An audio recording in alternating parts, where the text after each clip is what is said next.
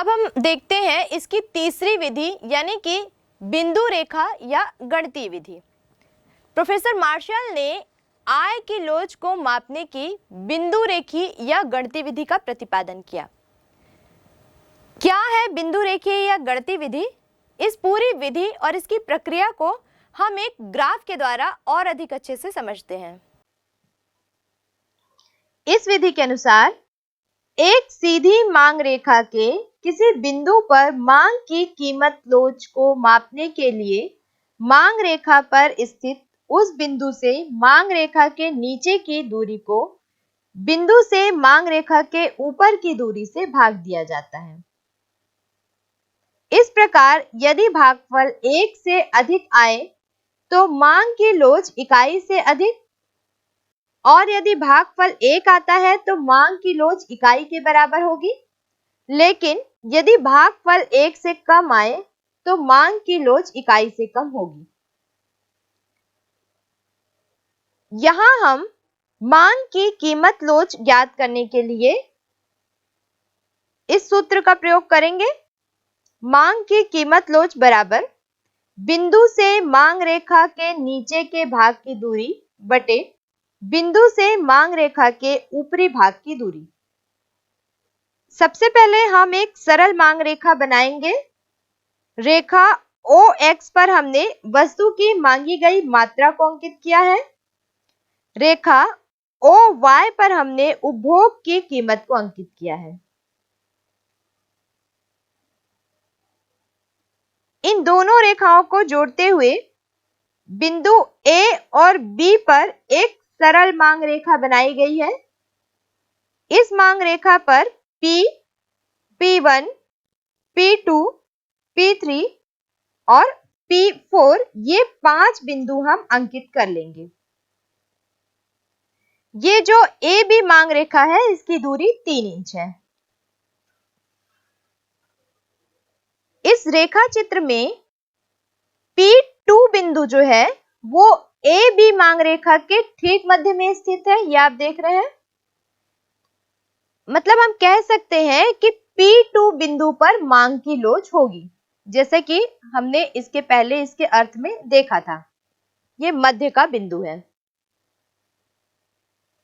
इस तरह से हम यह कह सकते हैं कि elasticity equal to P2B upon P2A equal to 1.5 inch upon 1.5 inch equal to 1। अतः हम यह कह सकते हैं कि यहां पर मांग की कीमत लोच P2 बिंदु पर इकाई के बराबर है। इलास्टिसिटी इक्वल टू 1 हम कह सकते हैं।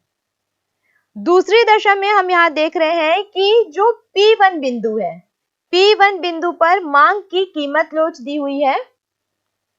Elasticity equal to P1B upon P1A equal to 2 inch upon 1 inch equal to 2। इसके आधार पर हम कह सकते हैं कि जो बिंदु P1 है, बिंदु P1 पर बिंदु पर मांग की कीमत लोच इकाई से अधिक है।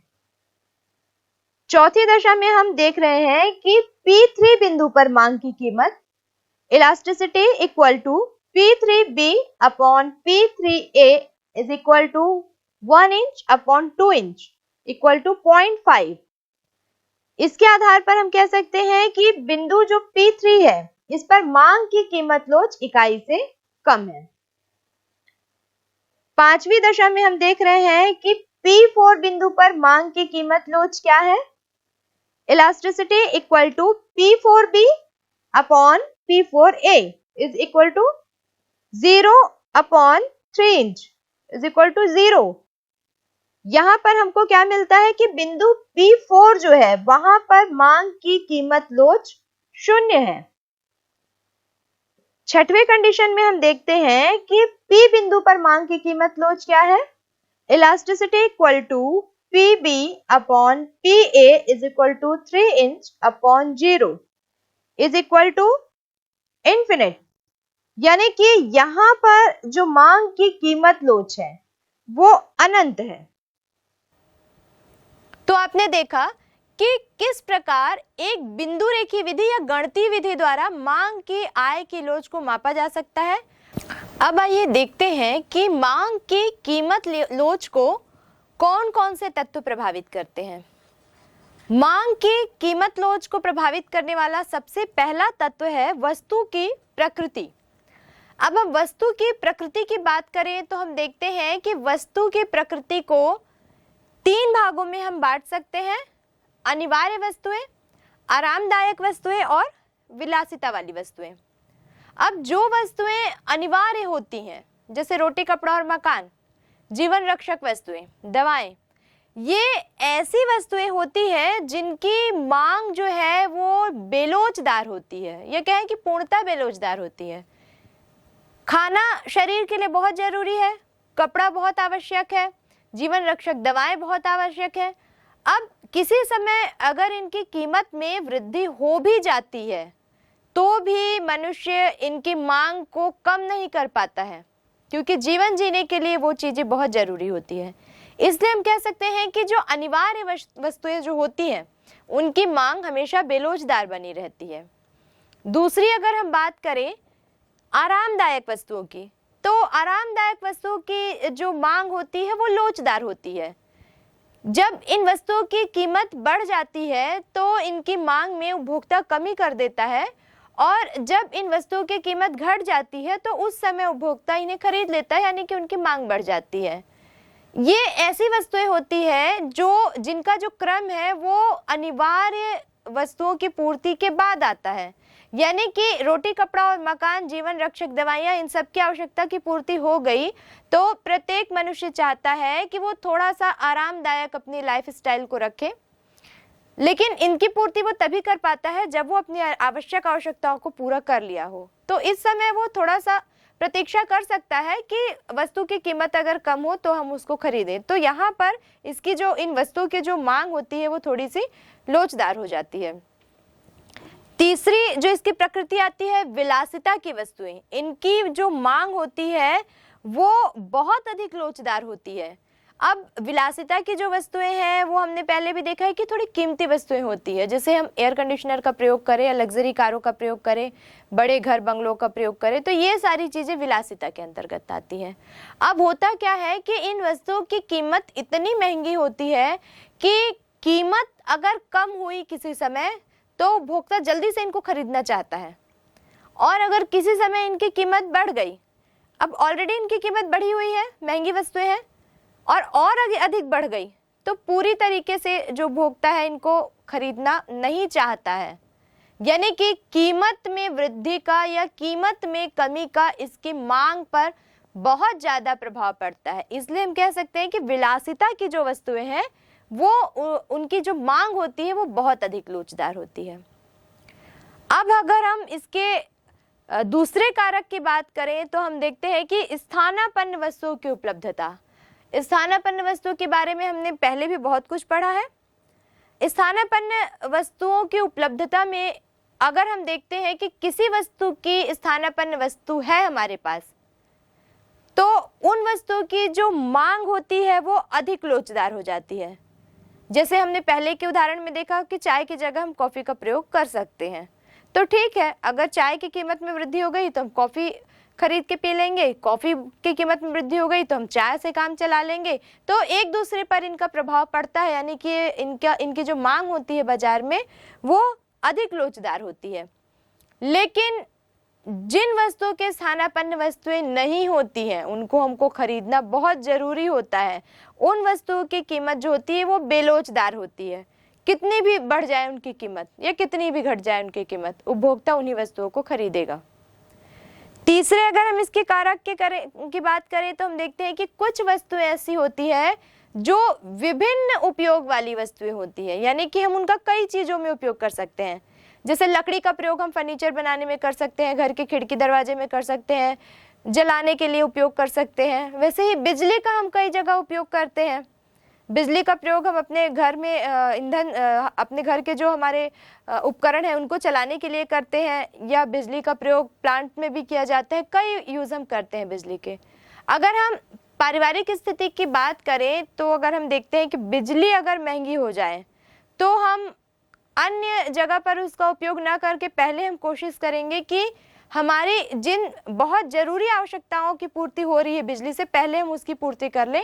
और क्योंकि बिजली महंगी है तो बाकी स्थानों पर हम उसका प्रयोग ना करें। जैसे हम पंखा चलाने या लाइट जलाने में उसका उपयोग करेंगे, और जो महंगे उपकरण है जिसमें बिजली का बिल ज़्यादा आता है वहाँ पे हम उसका उपयोग करना बंद कर देंगे। तो जो ऐसी वस्तुएं जिनके जो विभिन्न उपयोग वाली होती है, ये वस्तुएं भी अधिक लोचदार होती है, यानी कि कीमत बढ़ने पर मांग पर इनका अच्छा खासा असर पड़ता है। अब हम बात करते हैं इसके चौथे कारक की, यानी कि वस्तु के उपभोग को स्थगित करने की संभावना। अगर कोई ऐसी वस्तु है जिसका उपभोग आप थोड़े समय के लिए रोक सकते हैं, जैसे कि घर आप बनाना चाह रहे हैं और घर बनाने के जो सामान है वो अचानक से काफ़ी महंगे हो जाएं, तो बहुत अगर ज़रूरी नहीं है तो आप उसको स्थगित कर सकते हैं, थोड़े समय के लिए रोक सकते हैं। इस कंडीशन में क्या होता है, जब आप अपनी इन आवश्यकताओं को रोक देते हैं तो हम कह सकते हैं कि इनकी मांग जो है वो लोचदार होती है, यानी कि कीमत बढ़ी तो आपने रोक दिया, नहीं खरीदा, उस वस्तु को आपने नहीं खरीदा, यानी कि उसकी मांग लोचदार है। लेकिन कुछ वस्तुएं ऐसी होती हैं जिनका प्रयोग आप स्थगित नहीं कर सकते, जैसे हमने बात की अनिवार्य आवश्यकताओं की, जीवन रक्षक आवश्यकताओं की। इनकी कीमत अगर बढ़ भी जाती है तो इनके उपयोग को आप स्थगित नहीं कर सकते, रोक नहीं सकते, उस समय आपको इसके प्रयोग की जरूरत पड़ती ही पड़ती है। तो इन वस्तुओं की जो मांग होती है वो पूर्णतः हम कह सकते हैं कि बेलोचदार होती है, कीमत का इन वस्तुओं पर बहुत ज़्यादा प्रभाव नहीं पड़ता है। अब अगर हम बात करें इसके पांचवें कारक की, तो हम देखते हैं कि अपनी आय का छोटा छोटा हिस्सा हम कई चीज़ों पर व्यय करते हैं। एक परिवार की कुल आय कई हिस्सों में बटी रहती है, जैसे हम 10% हिस्सा अपने मनोरंजन पर व्यय करते हैं, 20% हिस्सा बच्चों की शिक्षा पर व्यय करते हैं, 20% हिस्सा भोजन व्यवस्था पर व्यय करते हैं। ऐसे ही अलग अलग टुकड़ों में हमारे आय का जो प्रतिशत है वो बटा हुआ होता है। अब जिन चीज़ों पर हम बहुत कम व्यय करते हैं, बहुत थोड़ा सा व्यय करते हैं, जैसे माचिस है, नमक है और ऐसे बहुत सारी छोटी छोटी चीज़ें हैं, 5-10 रुपया अगर हम कभी किसी मनोरंजन पर किसी चीज़ के लिए व्यय करते हैं तो ये पूरी आय का इतना छोटा सा भाग है कि इसकी कीमत अगर बढ़ भी जाती है तो हमको बहुत ज़्यादा प्रभाव नहीं पड़ता। तो ऐसी वस्तुएं जिन पर हम अपनी आय का एक बहुत छोटा हिस्सा व्यय करते हैं, उनकी जो मांग होती है वो हमेशा बेलोचदार बनी रहती है, कीमत का बहुत ज़्यादा प्रभाव उस पर नहीं पड़ता है। वैसे ही हम इसके अगले कारक की अगर हम बात करें तो हम देखते हैं कि उपभोक्ता की आर्थिक स्थिति। अब आर्थिक स्थिति के आधार पर हम अगर सिर्फ दो भागों में बांटे तो हम कह सकते हैं कि जो धनी वर्ग के लोग हैं उन पर किसी भी वस्तु की कीमत के बढ़ने या घटने पर बहुत ज़्यादा प्रभाव नहीं पड़ता। किसी भी वस्तु को जो वो बड़ी कीमत पर जितना खरीदते थे, घटी कीमत पर भी उतना ही खरीदते हैं, या कई बार वो कीमत में क्या वृद्धि हुई है या क्या कमी हुई है इस बात को जानना भी नहीं चाहते। तो जिन वस्तुओं का प्रयोग धनी वर्ग कर रहा है उन वस्तुओं की जो कीमतें, जो मांग होती है वो ज़्यादातर बेलोचदार ही बनी रहती हैं।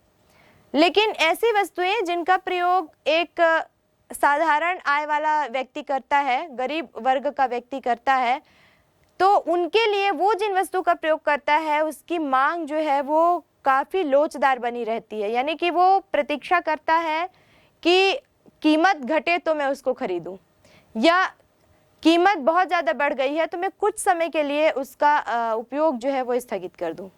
तो किसी वर्ग की आय का, उसकी आर्थिक स्थिति का भी वस्तु की मांग पर अच्छा खासा असर पड़ता है।